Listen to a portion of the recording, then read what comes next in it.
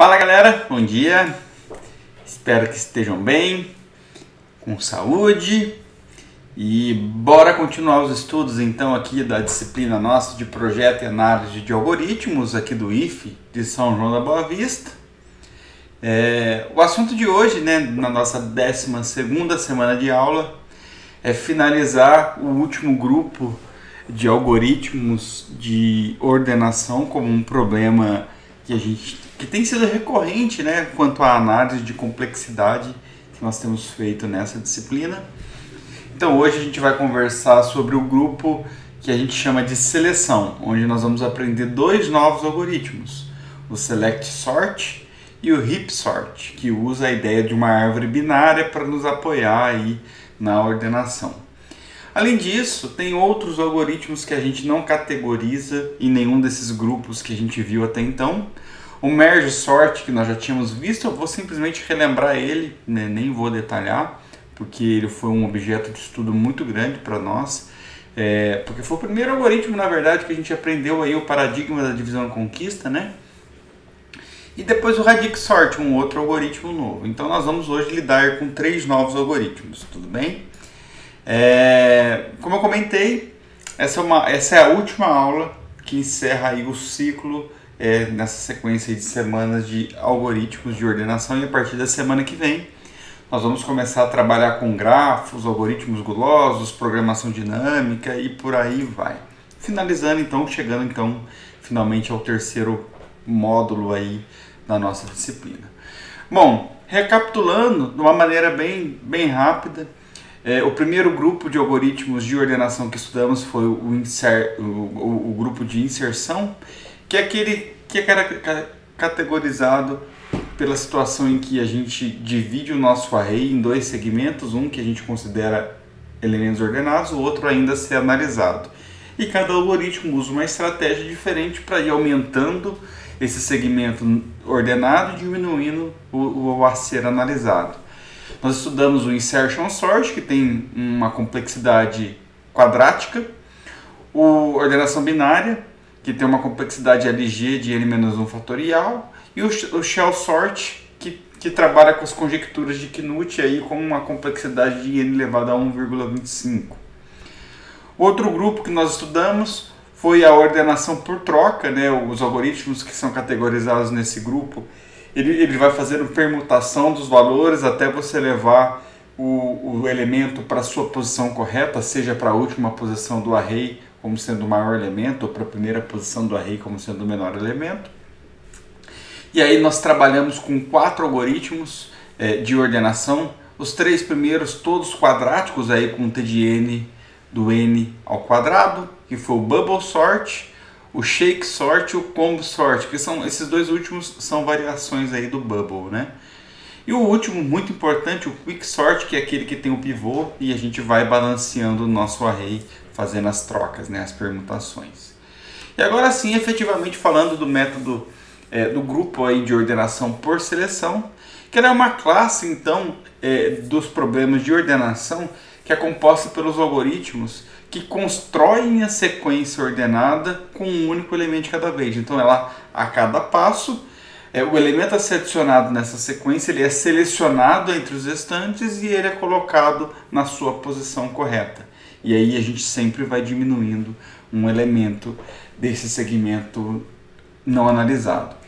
Os 2 principais métodos, como eu já comentei, é o Select Sort, muito fácil, e o Heap Sort, que tem uma nuance, aí tem um detalhe, mas é muito eficiente, né? Então dado aí como ele é classificado aí junto com o Quick Sort e o Merge Sort como os melhores algoritmos aí de ordenação que a gente tem, né?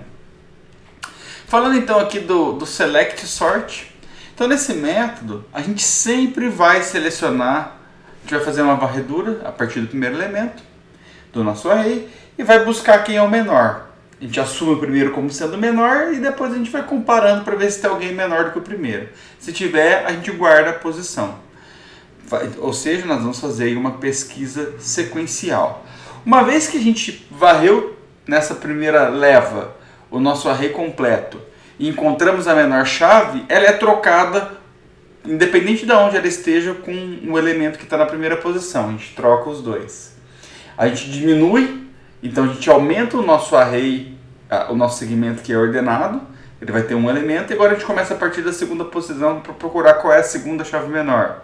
Selecionado, a gente troca, depois a partir da terceira posição, selecionado, a gente troca, e assim sucessivamente vai acontecendo, até que a gente tenha analisado todas as posições aí do nosso array. Então existem 3 passos aí que são necessários aí para executar o Select Sort. O primeiro, então, é selecionar o elemento que representa o menor valor. A gente vai trocar com o primeiro elemento do array e nós vamos repetir essas operações envolvendo agora n-1 elementos, depois n-2 elementos, sempre desconsiderando aqueles que a gente colocou na menor posição. Então a gente vai sempre andando uma posição para a direita. Então aqui tem um exemplo para ilustração. Eu vou projetar completo e cada uma das iterações estão sendo mostradas aqui, mas para vocês entenderem, então eu começo a partir da posição 0 e assumo 44 como sendo o menor elemento. Eu comparo, 44 é menor que 55? Eu mantenho. 12 é menor que 44? Troco. Agora o menor é o 12. 42 é menor? Não. 92 é menor? Não. 18 é menor? Não. 6 é menor do que o 12? Troco. Agora quem é o menor é o 12. 67 é menor do que o 6? Não. Então o menor elemento nosso nessa primeira varrida é o 6.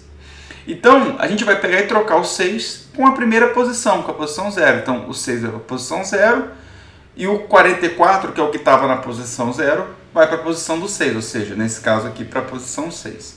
Nesse momento, a gente acabou de encontrar esse segmento aqui como sendo ordenado. Agora, a partir de agora, a gente vai começar na segunda varredura a partir do segundo elemento. Então, quem é o menor? 55 é o menor, a gente assume. Aí, 12 é menor que 55? Agora ele é o menor. 42 é menor do que 12? Não. 92 é menor do que 12? Não. 18 é menor do que 12? Não. 44 é menor do que 12? Não. 67 também é menor do que 12? Não. Portanto, nós vamos levar o 12 para aquela posição que a gente começou a varredura e o que estava naquela posição, que é o 1, vai para o lugar do 12. Então, trocamos 12 com 55. Agora, aqui, a gente já passou a ter o nosso ordenado, tá vendo? E a gente começa a varredura a partir daqui. Vamos buscar o menor elemento, é o 18. O 18 vai trocar com 55. Então notem aqui na linha de baixo. E aqui a gente tem o nosso array ordenado. Começamos a partir dessa posição. Quem é o menor de todos eles é o próprio 42. Mantemos ele. Aqui a gente tem o ordenado. E começa a partir daqui. Quem é o menor? O menor é o 44. Nós vamos trocar o 44 com um ponto em que a gente começou a fazer a análise. Então 92 vai para o lugar do 44. 44 vai para lá. Aqui nós temos o nosso array ordenado. Aí agora, a partir daqui, quem é o menor? O 55. Ele já está na sua posição, não fazemos troca. Temos o nosso array ordenado. Agora começamos a partir daqui. Quem é menor? O 67. Trocamos o 67 com 92. Aqui nós temos o array ordenado. Aqui só temos um array, um elemento que sobrou. Portanto, a gente conseguiu obter aqui o nosso digníssimo array devidamente ordenado, né? Aqui está o método do Select Sort implementado na linguagem C. Então podemos notar que ele recebe apenas o nosso array, aqui ele vai fazer a ordenação. Existem aqui umas variáveis auxiliares, então eu tenho o for de fora, que é aquele que começa a varredura na primeira posição, depois ele incrementa, vai para a segunda posição, porque então o ir vai sempre guardar a primeira posição que está sendo analisada a cada varredura, que é a posição que nós vamos fazer a troca. Então isso vai até n-1. Essa variável compare se houve troca ou não. Então, por enquanto eu estou colocando ela como sendo 0, ou seja, não houve troca. E o k eu guardo a posição do meu menor elemento. E o x eu tenho o valor menor que eu inicio ele como a primeira posição, que é a posição do i. Aí eu começo o meu for a partir do i mais 1, ou seja, sempre deslocado de uma posição à direita de i, também até n. E aí a gente vai verificando, olha, o valor que eu tenho em j é menor do que x? Se for, a posição que eu tenho o menor valor tem que ser atualizada, que é o k. o meu menor valor, que é o x, também tem que ser atualizado. E o comp é quando eu for fazer a troca, eu transformo ele para 1. E vou fazer esse for até chegar lá na última posição da minha varredura. Na hora que chegar na última posição da minha varredura, eu vou ter um if aqui fora. Se o comp for igual a 1, quer dizer que eu tenho troca. Tendo troca, então o vet de k, ou seja, o que tem o menor elemento, ele vai receber o vet de i, que é aquele primeiro que estava na varredura. E o vet de i recebe o x, ou seja, a gente vai colocar o menor elemento na primeira posição da varredura. E a gente continua o looping e assim sucessivamente vai. Podemos já olhar aqui de claro que aqui eu tenho um for que vai até n e um outro for que vai até n. Portanto, fica muito claro que o t de n desse cara é o quê? É um t de n quadrático, né? Portanto, ele não tem um tempo muito bom quanto à ordenação. Que é exatamente o que eu estou falando aqui. Então, os principais pontos a se destacar em relação ao Select Sort, que ele sempre realiza uma busca sequencial pelo menor elemento no segmento não ordenado a cada interação. Portanto, independente de ser melhor ou pior, caso médio, não existe condições de parada. A complexidade ela é idêntica. Então ela vai fazer n-1 comparações na primeira vez, depois n-2 comparações, n-3 até chegar em 1. Isso aqui é um somatório, né, que vai de 1 até n-1 de i, que é n-1, que multiplica n sobre 2, que no final das contas dá o n quadrado. E eu estou simulando a situação aqui embaixo para vocês visualizarem ela, né? Mas agora a gente já tem aquela habilidade de olhar o próprio algoritmo e ver qual que é a complexidade, mas aqui a gente tem a matemática por trás para calcular então a nossa análise do t de n para o Select Sort. Beleza? Agora vamos continuar e vamos trabalhar com o Heap Sort.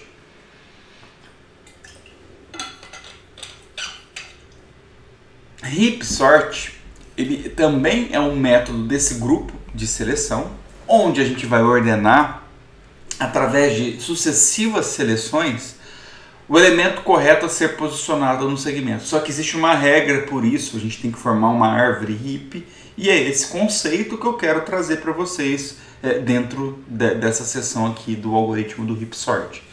Ele é um algoritmo velho, podemos ver aí que ele foi proposto aí por J. Williams em 64, e ele na época trouxe melhorias drásticas aí em relação a métodos mais convencionais de ordenação.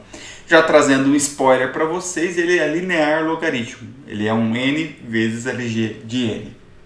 Mas a gente vai enxergar o porquê que ele é assim.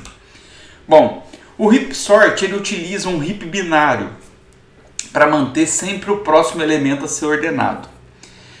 Heap binário, o que é? Ela é uma árvore binária, ou seja, uma árvore que tem apenas 2 filhos, que está sempre escrita no formato de um array. Vocês devem ter aprendido isso em matemática discreta, mas se não aprendeu, não tem problema, eu vou trazer o conceito aqui para vocês. O heap ele é gerado e mantido pelo próprio array a ser ordenado. Então, vocês vão perceber que fazer o heap sort, a gente tem que construir esse heap binário e depois fazer a ordenação. Então, a gente vai ter um método auxiliar ali para se aplicar a ordenação por heap sort. Tudo bem? Então aqui a gente tem uma árvore, né, uma árvore binária, porque eu tenho um nó que tem 2 filhos, ou seja, binária, 2 filhos. Cada nó também tem sempre no máximo 2 filhos, portanto ela é uma árvore binária. Eu consigo representar uma árvore binária com um array. Imaginem que eu tenho aqui o C1, aqui eu tenho o C2, aqui eu tenho o C3, aqui eu tenho o C4, o C5, o C6 e o C7. Nessa ordem do array. Por quê que é possível trabalhar com o heap dessa forma? Isso aqui, o heap, então, ele é definido nessa sequência, dessa forma. O C de i, sendo uma raiz, por exemplo, C1, o C de 2i vai ser o sucessor da esquerda, o filho da esquerda. O C de 2i mais 1 vai ser o sucessor da direita.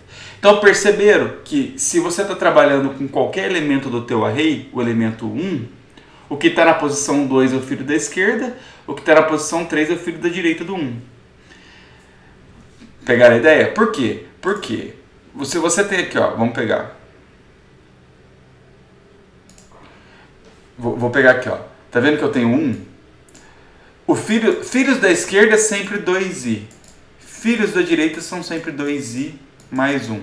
Então, 1 vezes 2 deu 2. 1 vezes 2 mais 1 deu 3. Olha para vocês verem aqui. O filho da esquerda é sempre 2i, filhos da direita são sempre 2i mais 1.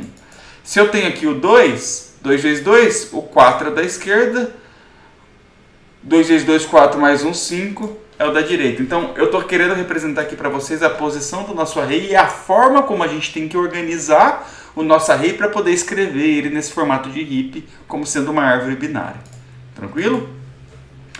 Isso aqui, obviamente, ele vai ser sempre verdade se o meu 2i e o meu 2i mais 1 for menor do que n, porque não faz sentido você ter um índice 2i ou 2i mais 1 que já foi maior do que a quantidade de elementos que eu tenho no meu array. Portanto, essa é a restrição que a gente tem que cumprir. Tranquilo? Então aqui eu até tinha feito, acabei esquecendo, mas notem que eu tenho analisando a raiz, o C1, o sucessor da esquerda é o C2, o sucessor da direita é o C3. Vou até limpar aqui para ficar mais claro para vocês. Ó. Ou seja, 2i e 2i mais 1. Aqui eu também... então, portanto, isso daqui ele é aplicado para todas as árvores ou subárvores que a gente tem. Portanto, a gente pode considerar esse cara aqui como sendo um heap. Então aqui um exemplo de um heap. Olha que legal. Na verdade, isso aqui ele é um heap, né? Deixa eu só ver uma questão aqui. Ó. Notem o seguinte. Aqui nós temos um array, que é o 12, 9, 13, 25, 18, 10 e 22. Nós queremos representar esse array aqui num heap que tem essa ideia. Esse array aqui ele não está escrito como heap, tudo bem? Mas vamos olhar essa árvore aqui. Essa árvore, se eu for olhar o 25, o filho da esquerda é 18, o filho da direita é 22. Toda árvore binária, a gente tem que ter os seus sucessores tem que ser menor do que a raiz. Então notem que o 18 e o 22 são menores do que o 25. Olha lá. Além disso, se a gente for olhar do lado da esquerda, o 18 também ele é maior do que o 9 e que o 12.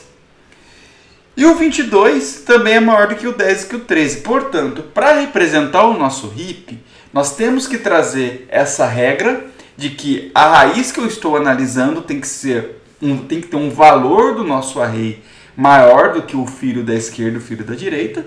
Isso é uma regra. E além disso, a gente tem que organizar o nosso array de tal forma para representar esse heap aqui. E se a gente for olhar, esse aqui é o array original. Aqui eu tenho uma ideia de heap só para vocês verem. E a gente teria então que fazer uma conversão disso, desse array, para representar essa árvore que é um heap binário. Notem que quando eu conseguir fazer isso, de representar esse array nesse formato, sempre o que eu tenho na raiz da minha árvore é o maior elemento daquele array. Portanto, isso nos dá indício quanto à ordenação. Podemos usar essa ideia de ser o maior elemento para fazer o nosso processo de ordenação. Bom, e como que então a gente pode converter aquele array inicial que a gente estava representando nesse heap numa nova organização do nosso heap? Poxa vida, se eu colocar o que eu estou na raiz na posição 1, o filho da esquerda eu vou colocar no 2i e o na direita eu vou colocar no 2i mais 1. Ou seja, 1, 2 e 3. Portanto, vai ficar 25, 18 e 22. 25, 18 e 22. O 18, ele está na posição, olha aqui, ó, 2. O filho da esquerda tem que estar numa posição 2 vezes 2, 4. E o da direita, 2 vezes 2, 4, mais um 5. Então, o 9 tem que estar na posição 4. E o 12 tem que estar na posição 5. Fantástico, né? Lembra a definição que a gente acabou de ver? Mais uma vez, o 22, nota que a gente tinha colocado ele na posição 3. O filho da esquerda, que é o 10, ele tem que ser armazenado no nosso array como sendo 3 vezes 2, 6. Então ele vai na posição 6, nota que ele está no 6. E aqui é 6 mais 1, 7. Então 3 vai na posição 7. Então, na verdade, se a gente for criar uma regra, a gente sempre vai armazenar no nosso array assim, ó. Vai ser nessa ordem. 25, 18, 22, 9, 12, 10, 13. Tá? Mas vocês nunca podem esquecer a regra de formação.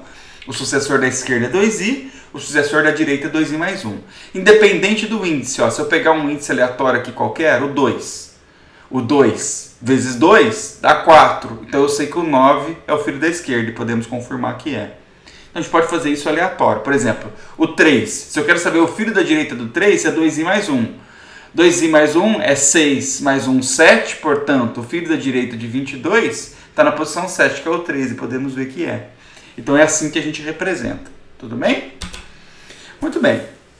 Então sempre que for encontrado uma subárvore que não forme um heap, seus componentes devem ser rearranjados de tal forma a que a gente converta ele num heap. Por exemplo, temos aqui a subárvore 15, 12 e 17. Para ser um heap, o filho da esquerda e o filho da direita tem que ser menores do que a raiz. Portanto, nós vamos comparar todos eles e vamos ver qual que é o menor de todos, o 17. Então, o 17 ele vai ter que assumir o lugar do 15 e o 15 o lugar do 17. Então, a gente acabou de converter essa subárvore exclusivamente para ser um heap. Só que quando a gente faz isso, imagina uma árvore grandona. Quando a gente faz isso numa árvore grandona, isso daqui é apenas uma subárvore, um nó em que a gente está analisando o filho da esquerda e o filho da direita. Pode acontecer disso impactar outras subárvores que estão diretamente relacionadas, por exemplo, ao 12, ao 15 ou ao 17 para cima. Então a gente tem que sempre analisar para garantir que qualquer rebalanceamento da nossa árvore como sendo heap não vai impactar na árvore como um todo. Tudo bem? Então como é que funciona a ideia do algoritmo do heap sort? Beber uma aguinha aqui. O heap sort então ele tem dois passos. O primeiro passo é que nós vamos construir uma árvore binária heap com todos os elementos. Então a gente vai, de certa forma, organizar o nosso array, como a gente fez no exemplo, um array todo maluco, em que a gente vai reescrever o nosso array de tal forma que a gente vai ter o maior elemento na raiz, e o filho da esquerda e o filho da direita da raiz são menores do que ele, e essa regra vai sendo verdadeira para baixo. Então a gente sabe que em uma árvore binária, o valor contido em qualquer nó tem que ser maior do que os valores dos seus sucessores, ou seja, qualquer nó tem que ser maior do que o filho da esquerda e o filho da direita. E além disso, na árvore binária, quando a gente estrutura, a gente representa ela como um array, o filho da esquerda dela vai ser o elemento. Se o elemento da raiz é o i, o filho da esquerda é o 2i. E o filho da direita é o 2i mais 1. Sempre seguindo aquela restrição de que o 2i ou 2i mais 1 seja menor do que n, para garantir que nós não estamos estourando aí a memória do nosso array. Aí nós vamos fazer a transformação em um heap. Então nessa transformação, que é realizada do maior nível da árvore, ou seja, mais à direita da árvore, até a raiz, a gente vai trocando cada nó de tal forma que a gente vai formando cada subárvore como sendo heap e vai garantindo que conforme até a gente chegar na raiz, a gente consegue manter ali a estrutura de heap. E esse passo a gente vai repetir até que cada nó tenha sido analisado e a gente tenha o maior elemento na raiz da nossa árvore. Depois da gente fazer a construção do heap, nós vamos então fazer a ordenação propriamente dita.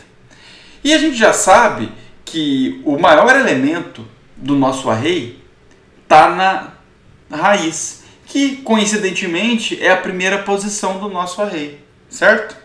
E o que nós vamos fazer? Se ele é o maior elemento, a gente vai trocar o elemento que eu tenho na raiz com o último elemento do meu array, porque eu sei que ele é o maior, ele tem que ir para a última posição. E aí a gente vai retirar um elemento do nosso heap. A gente vai desconsiderar ele e vai considerar agora um heap com um elemento a menos. Só que a partir do momento que você trocar o elemento da raiz com o último elemento que estava lá à direita, a gente fizer essa troca e desconsiderar ele, com toda certeza corre o risco da gente ter deixado de ter um heap na nossa árvore completa. Então, se acontecer isso e a gente tiver uma violação da propriedade do heap, a gente restaura o heap novamente analisando o nosso array, de tal forma que a gente mantenha sempre o maior elemento na raiz. E a gente vai fazer até sobrar um único elemento e aí acabamos. Então vamos ver aqui. Ó. A gente quer ordenar esse array aqui, que ele não é um heap ainda. Percebam que ele está totalmente desordenado. Bom, o primeiro passo nosso é representar esse array inicial como sendo uma árvore binária, em que o filho da esquerda ele vai ser sempre o elemento 2i e o filho da direita 2i mais 1. Então, vamos representar ele como uma árvore binária. Então vai ficar 12, o filho da esquerda é 9, o filho da direita é o 13. Aí o filho da esquerda do 9 é o 2 vezes 2, que é 4. Então o que está no 4 é o 25, ele veio para cá. O filho da direita é 2 vezes 2, 4 mais 1, 5, que é o 18, ele vem para cá. Mesma coisa aqui. O 13 que está na posição 3 vezes 2 é o 6. Então o que está no 6 a gente vai colocar aqui, é o 10. Então 6 mais 1 é o 7, o 22 está aqui. Então a gente acabou de representar o nosso array numa árvore binária seguindo a regra que o filho da esquerda é 2 e o filho da direita é 2 mais 1. Nós ainda não convertemos ele num heap. Agora a gente vai converter ele num heap. A gente simplesmente representou ele como sendo uma árvore binária. Podemos perceber que a gente não tem o maior elemento na raiz. Aqui eu tenho, se a gente fosse analisar só essa subárvore aqui, ó, nós temos um elemento que é o 25 que deveria estar aqui possivelmente, né, analisando só essa subárvore. Então é isso que nós vamos fazer. E a gente sempre faz a partir do maior nível. Então, analisando o maior nível, a gente vai analisar essa subárvore aqui. Ao analisar essa subárvore aqui, nós vamos ver qual é o maior elemento dentre eles. O 22. Então, o 22 nós vamos trocar com 13. Está aqui. Essa troca, o 22 estava na posição 7 do meu array e o 13 estava na posição 3. Quando a gente faz essa troca na árvore, essa troca obviamente tem que refletir no nosso array, porque na prática o algoritmo ele funciona em cima do array. Portanto, o 22 agora ele vai para a posição 3 e o 13 vai para a posição 7. Beleza. Nós analisamos essa parte aqui. Perceba que não faz sentido analisar as folhas, né, que são esses nós que estão mais abaixo, porque eles não têm filho. Nós só temos que analisar esses nós intermediários, tudo bem? O próximo então é qual? O 22. Vamos analisar agora, o 22 não, o 9, perdão. Agora vamos analisar essa subárvore aqui. Quem é o maior elemento? O 25. Então nós vamos trocar o 25 com o 9. Então o 9 vai para a posição 4 do meu array e o 25 vai para a posição 2. Pronto, está feito. Agora qual é a análise que nós vamos fazer? Essa análise aqui, do 12, do 25 e do 22. Quem é o maior elemento? O 25. Portanto, nós vamos trocar o 25 com o 12. Ao trocar o 25 com o 12, o 25 ele vai para a primeira posição e o 12 vai para a segunda posição. Está aqui. Nesse momento, a gente passou a ter um heap. A gente está sempre buscando a maior chave. E a maior chave ela passou a chegar na nossa raiz, que é o 25. Quando isso acontecer, a gente faz a segunda etapa. A segunda etapa... Opa, mentira. Olha o que aconteceu. Puxa vida, foi legal que eu mesmo cometi um erro aqui na explicação. Eu fiz essa troca, mas ao fazer essa troca com o 12...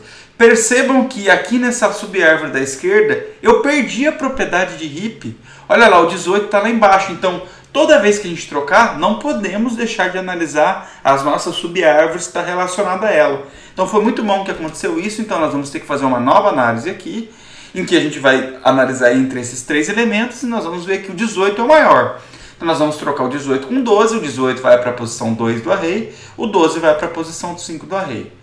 Agora, com essas trocas aqui, a gente garante que não teve problema nenhum. Portanto, agora sim nós temos um heap completo. E agora sim nós vamos executar o passo 2. Qual é o passo 2? O passo 2 é muito simples. O 25 já é o maior elemento. Nós vamos trocar ele com a última posição do array, com o 7. Então, o 25 vai no lugar do 13, o 13 vai no lugar do 25. E nós vamos desconsiderar esse nó aqui que vai estar com 25. A gente vai fazer isso. Olha lá. Trocamos o 25 com o 13. O 13 passou aí para a raiz, o 25 está na posição 7. E a gente sabe que esse aqui é o nosso array ordenado. E eu tenho que desconsiderar ele a partir de agora. E agora a gente vai analisar apenas essa parte aqui. Portanto, como a gente fez essa troca, a gente vai ter que analisar para verificar se essa troca não impacta no heap. E eu já estou vendo que impacta, notem aqui. Então agora a gente vai em busca da segunda chave. Vamos repetir o procedimento. E isso nós vamos fazer até que a gente tenha construído da direita para a esquerda aqui todo o nosso array ordenado. Então vamos fazer o segundo com calma. Quando a gente fez a troca, a gente vai analisar de cima para baixo o heap, né? Então vamos buscar quem é o maior elemento. O maior elemento entre o 13, 18 e o 22 é o 22. Vamos trocar o 22 com o 13, refletindo no array. Então o 22 ele foi para a posição 1, o 13 foi para a posição 3. Esse 13 aqui, analisando com 10, não impactou. O 22 também não impactou. Portanto, eu já tenho certeza absoluta que o 22 é a minha maior chave. Por ele ser a maior chave, agora eu vou trocar ele com o último elemento, que é o 10. Então o 10 vai para o lugar do 22, o 22 vai para o lugar do 10. O 10 estava na posição 6, então o 22 vai para 6. Ah lá. E o 10 vai para a posição 1. E nesse momento, a gente aumentou mais um elemento na nossa parte ordenada. E nós vamos desconsiderar ele. A partir do momento que a gente colocou o 10 lá em cima, isso também a gente tem que analisar para verificar de cima para baixo agora se a gente teve um impacto quanto ao RIP. E teve. Agora fazendo de uma maneira mais resumida, em busca da terceira maior chave, analisando entre o 10, o 18 e o 13, a maior chave é o 18, vou trocar o 18 com 10, trocamos. Nesse momento, essa parte aqui eu não preciso analisar, mas essa parte aqui, o 10, eu tenho que analisar, portanto teve um impacto, temos que analisar e encontrar a maior chave entre eles, a maior chave é a 12, trocamos. Quando a gente fez isso, a partir do momento que fizemos isso, a gente já garantiu de cima para baixo que nós não temos mais nenhuma troca, já temos um RIP binário completo, portanto o 18 é a nossa terceira maior chave, nós vamos trocar ela com o elemento que está na posição 5, que é o 10, e o 10 é para a posição 1. E a gente vai desconsiderar agora o 18, e portanto agora a gente tem mais um elemento ordenado na nossa parte aqui do array ordenado. Fazendo para os demais, agora de maneira mais rápida, né, porque a gente já pegou a ideia. Quando a gente fez a troca aqui de subir o 10 lá para cima, temos que analisar de cima para baixo, 10, 12, 13, o maior elemento é o 13, trocamos o 13 com o 10, isso não impacta em nada, o 13 já é o meu maior elemento, troca o 13 com o 9, trocamos o 13 com o 9, desconsideramos o 13 e a gente aumenta uma posição a mais aqui no nosso array. Agora a gente vai passar a ter uma árvore com apenas 3 elementos. Não é RIP, precisamos rebalancear, o menor elemento é o 12. O 12 trocamos com o 9, mantemos o RIP. Agora a gente encontrou o nosso RIP, o 12 vai para a posição do 10, o 10 para a posição do 12. Portanto, o 12 ele foi para a sua posição correta, que é a posição 3. Aumentamos mais uma parte aqui do nosso array ordenado. Aqui a gente tem um RIP. Como a gente tem um RIP, já a gente simplesmente faz a troca. Colocamos o 10 no lugar do 9. Agora a gente tem um único elemento, portanto, a gente acabou de obter o nosso digníssimo array ordenado. O RIP é muito bonito, né? Ele tem essa ideia, a gente tem que ter o conceito de árvore binária por trás, que é a árvore, né, que é representado por nós, com filhos. Cada nó, por ser binária, vai ter apenas um filho da esquerda, um filho da direita, e o elemento da raiz tem que ser maior do que os elementos de baixo, né? E aí a gente consegue representar esse RIP binário. Portanto, a gente acabou de fazer o algoritmo principal do RIP. Então ele começa o L na metade do array mais 1, o R está na última posição, em que a gente vai... Isso aqui por quê? Para a gente achar os nós intermediários que a gente vai fazer a análise, porque não faz sentido, a partir da metade para frente, são sempre nós folhas. Então não faz sentido você analisar. Portanto, o nosso while aqui, para fazer o RIP, que é fazer essa análise do nosso array, ela vai sempre de L a R. Então a gente vai fazer desconsiderando as nossas folhas.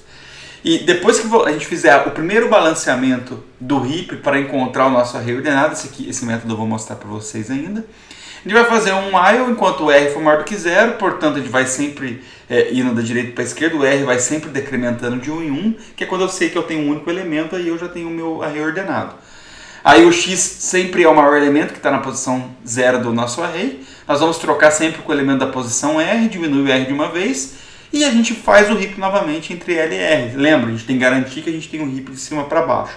Portanto, o RIP aqui está sendo chamado sempre 2 vezes.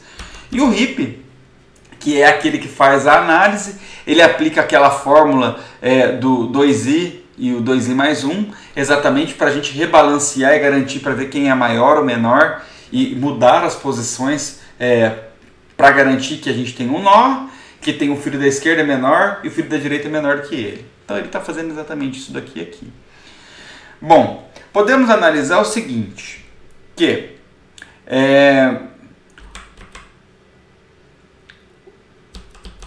vamos vir aqui, ó. Para construir o RIP, que é esse cara aqui, ó, para construir esse RIP aqui, A gente pode ver que nós temos aqui um while que vai de L até 2Ls. Portanto, ele vai de N a 2Ns. Então, ele é linear, né? A gente pode ver que o nosso for não existe nenhuma variação aqui, né? O nosso while, quanto ao J, que a gente está trabalhando aqui em relação ao R, ele vai ser linear. E a chamada do nosso heap, ela está sempre sendo na metade. Percebe que o L e o R é N sobre 2? Então, por ter essa ideia de ser N sobre 2, ele traz aquela questão da árvore de ter um T de N sobre 2. Portanto, ela vai virar LG de N. Então, tá aqui. O resumo do heap é que então, a construção dele é linear. Então, o número de comparações está sempre no intervalo de N a 2Ns, que é aquela questão lá de ser de L a 2Ls. A ordenação, que é para fazer a troca com a raiz, é direta. Uma troca é constante. Mas o ajuste do novo elemento, que é aquela parte lá de baixo que a gente chama o heap novamente, ele é um LG de N, porque ele sempre pela metade, né? Ele vai sempre sendo na posição I maior ou igual a N sobre 2. Portanto, a gente vai executar N menos uma vezes o nosso heap, que tem um LG de N. Então ele vai ser N LG de N, portanto ele é linear logarítmico. Podemos notar que o heap sort, então, ele tem uma complexidade muito boa, que é linear logarítmica, para qualquer caso. Então ele entra aí na classes de algoritmos de ordenação, como o merge sort e o quick sort, sendo os melhores que a gente conseguiu estudar até então na disciplina, né?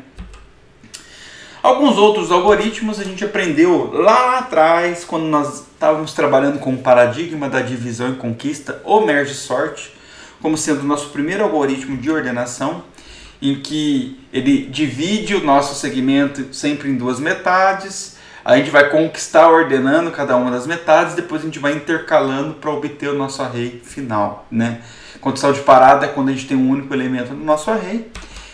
Então esse é o processo do heap sort, vai sempre dividindo na metade, depois a gente vai intercalando de baixo para cima, né? Eu não vou detalhar o merge sort, eu deixei aqui na aula novamente, mais a título de lembrança de quem é o merge sort. Então é esse o algoritmo. Ele tem então o paradigma da divisão e conquista, a gente chama a quebra para a esquerda. Então a divisão aqui é sempre na metade, a gente conquista para a esquerda e para a direita e a gente combina intercalando, né? O intercala é aquela questão quando a gente tem um ponto central, a gente vai varrendo da esquerda para a direita aqui e a gente vai intercalando de tal forma que aqui do lado da esquerda a gente tem um array ordenado, do lado direito temos outro array ordenado e a gente consegue ir intercalando de tal forma que a gente tem um array maior ordenado. Ele é linear, né? Aqui eu estou ilustrando o intercala sem sentinela, né? Em que a gente inverte ele, vai comparando. E o nosso intercala, ele vai de P até R, né? Ele vai de P até R, que é, na verdade, de 0 a N, né? Então ele é linear. E o merge sort, ele tem aqui um 2t de n sobre 2, né? Mais um θ de n. Né? Então, para o pior caso, então, aqui é o que eu tinha falado, ele é 2t de n sobre 2 mais θ de n. E resolvendo lá pelo próprio teorema mestre, né? Ele segue as premissas do teorema mestre. O A é maior ou igual a 1, o B é maior do que 1. Então a gente pode fazer um N de LG de A sobre B, N elevado a log de B sobre A, né? E aí é N log de 2 sobre 2, que vai dar 1, então é N. Como a complexidade desse lado aqui ela é igual à complexidade da função separada, a gente simplesmente pega uma delas e multiplica por LG de N. Então a gente acabou de comprovar pelo teorema mestre que o merge sort ele é linear logarítmico, né? Então esse daqui é um dos problemas. Por que eu estou falando dele? Porque o merge sort ele não usa aquela característica do grupo da inserção, do grupo da permutação, da troca, do grupo da seleção, que foi o que a gente viu hoje. Então ele faz parte de uma categoria separada, né? Ele tem características específicas ali de ordenação. E aqui tem o algoritmo, nós já vimos ele inclusive, né? E agora a gente pode aprender então o nosso último algoritmo de ordenação para encerrar esse módulo segundo módulo do curso, que é o Radix Sort, que inclusive nós vamos detalhar ele novamente em Estrutura de Dados 2. O Radix Sort ele é muito bonito, ele resolve em tempo linear as coisas, mas ele tem uma característica muito específica para se resolver em tempo linear, né? Então tem determinadas condições que é possível resolver a ordenação em tempo linear. Isso ocorre quando a gente tem os números, né, armazenados num array num tamanho fixo, sempre no mesmo tamanho, né? E a ordenação vai se basear exatamente por isso.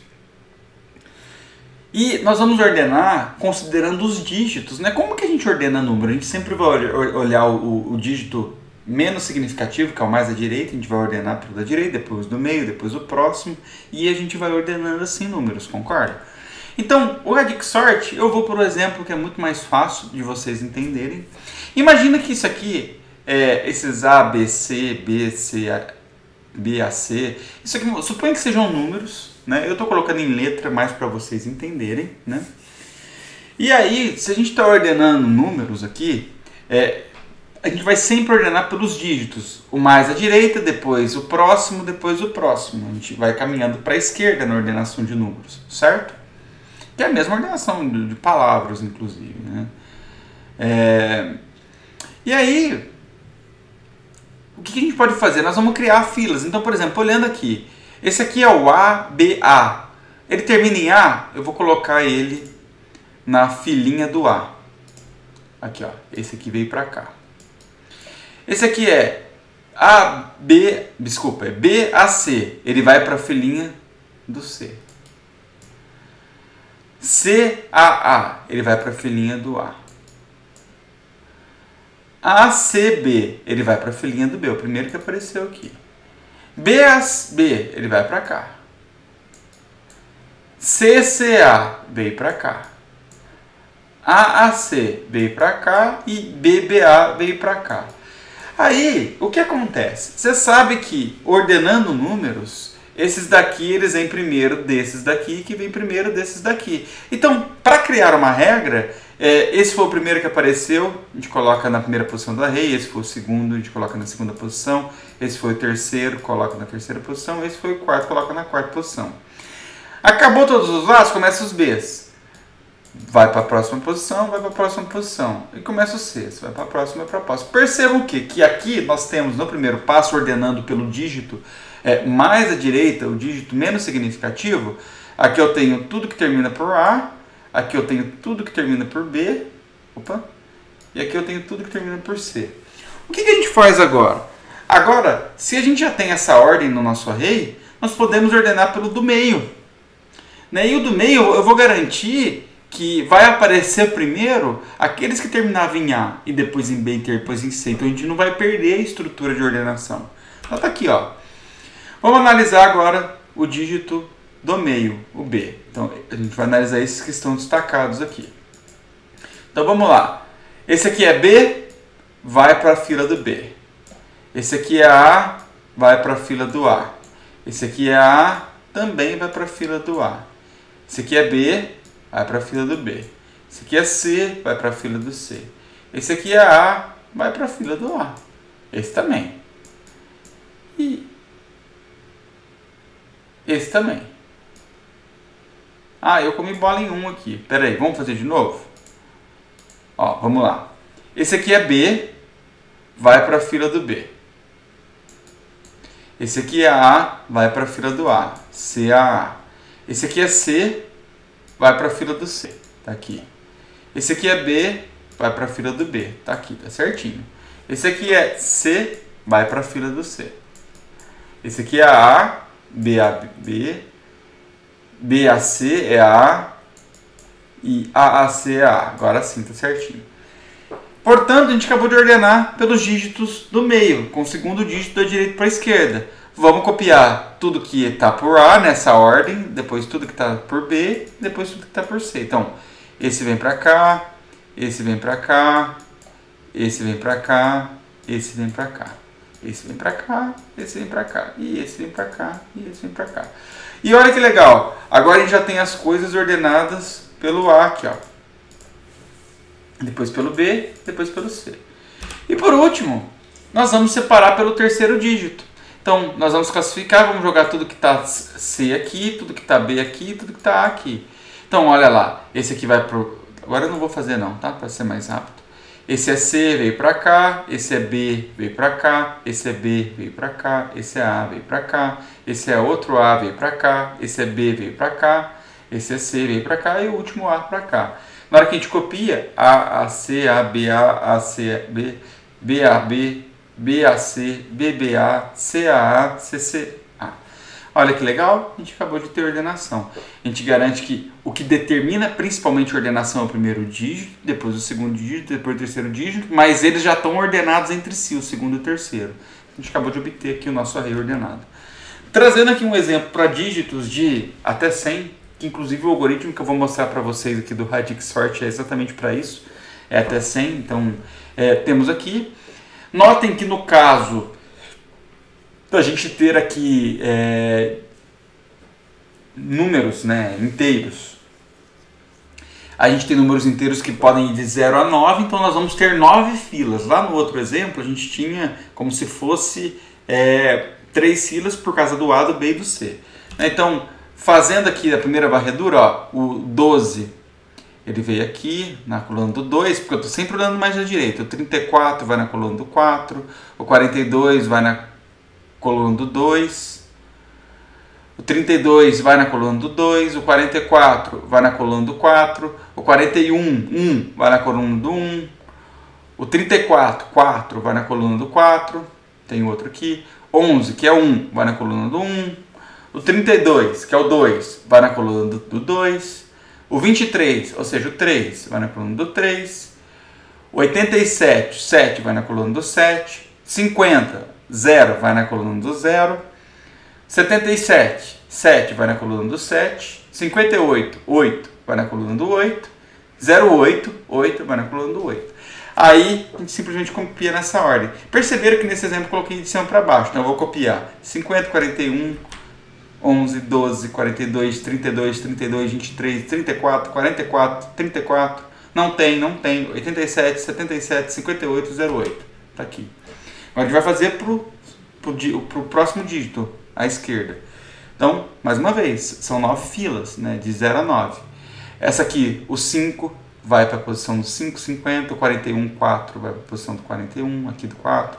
O 11, 1 vai para cá. O 12, 1 vai para cá. 42, 4 vem para cá. 32, o 3 vem para cá. 23, o 2 vem para cá. 34, o 3 vem para cá. 44, o 4 vem para cá. 34, o 3 vem para cá. 87, o 8 vem para cá. 77, o 7 vem para cá. 58, o 5 vem para cá. E 08, o 0 vem para cá. Aí a gente copia nessa ordem: 08, 11, 12, 23, 32, 32, 34, 34, 41, 42, 44, 50, 58, 77, 87. A gente acabou de obter o nosso array ordenado. E perceberam que a gente só faz, a gente vai fazer varreduras pelos dígitos, né? Então a gente vai depender a complexidade pelo quantos dígitos a gente tem no nosso número, né? E a gente vai fazer uma única varredura no final das contas, né? Uma para cada dígito. Então vai ser sempre D vezes quantos números eu tenho.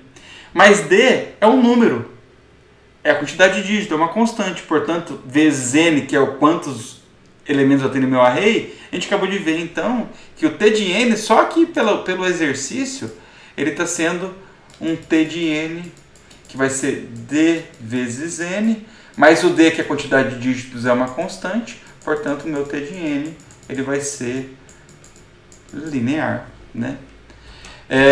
Aqui a gente tem o nosso algoritmo. Eu recebo aqui um vetor de inteiros. Como que eu quero que vocês entendam aqui nesse algoritmo a questão da fila. Como que eu faço a questão da fila? Eu trabalho com a exponenciação. O número elevado a 0, número elevado a 1. Então o dígito que está com as coisas a 0 é o mais à esquerda, depois o 1, depois o 2, depois o 3. Então eu uso aqui a exponenciação exatamente para trabalhar com isso. E a exponenciação na base de 10, né? Por exemplo, 10 elevado a 0, eu pego mais à esquerda. 10 elevado a 1, eu pego como se fosse na base da coluna do 1. Então por isso que eu falei que só vai funcionar aqui de 0 a 99 esse algoritmo, porque senão eu teria que adaptar esse valor aqui que está aqui dentro. Tá?